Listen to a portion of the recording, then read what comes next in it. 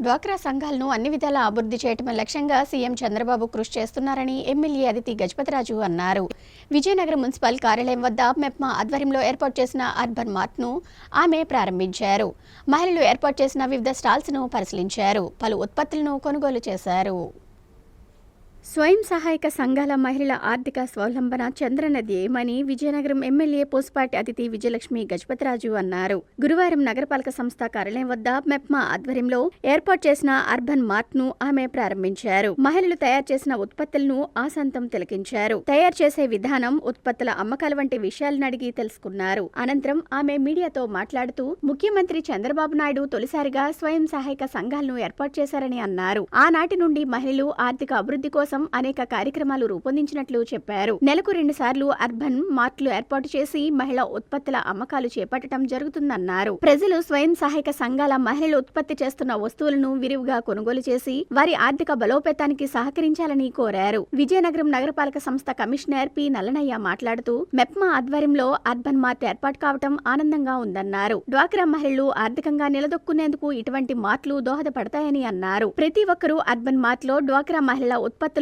కొనుగోలు చేసి వారికి చేయూతనందించాలని సూచించారు. ఈ కార్యక్రమంలో TPRO Simhachalam, city mission manager Sanyasa Rao తదితరులు పాల్గొన్నారు.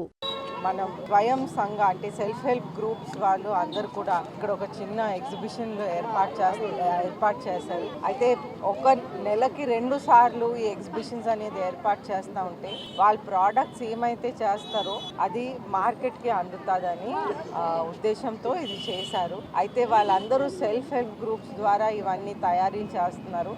మనం చూస్తుంటే వాళ్ళు మిల్లెట్స్తో పాటు కూడా వాళ్ళు పిండి వంటలు కానివ్వండి, ఇలాగ నువ్వుల లడ్డూలు కానివ్వండి, పప్పులతో లడ్డూలు కానివ్వండి, ఇవన్నీ కూడా వాళ్ళు చేస్తున్నారు. అలాగే స్టిచ్చింగ్ చేస్తూ కొన్ని బట్టలు కూడా కుట్టి అమ్ముతున్నారు అనమాట.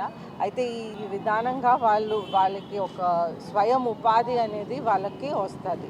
ఈ అర్బన్ మార్కెట్లో చాలామంది మీరు చూసే ఉంటారు. స్వయం సహాయక సభ్యులందరూ కూడా రకరకాల వ్యాపారాలు చేసుకొని వాళ్ళందరూ వాళ్ళు ఎవరి మీద ఆధారపడకుండా జీవనం సాగిస్తున్న విధానం అందరికీ మార్గదర్శనంగా కావాలని మిగతా గ్రూప్ సభ్యులందరూ కూడా ఈ బెస్ట్ మోడల్ని చూసి వాళ్ళు కూడా తమ నచ్చిన వ్యాపారాలు చేసుకోవడానికి ఇది ఎంతో దోహదపడుతుందని భావిస్తున్నాము.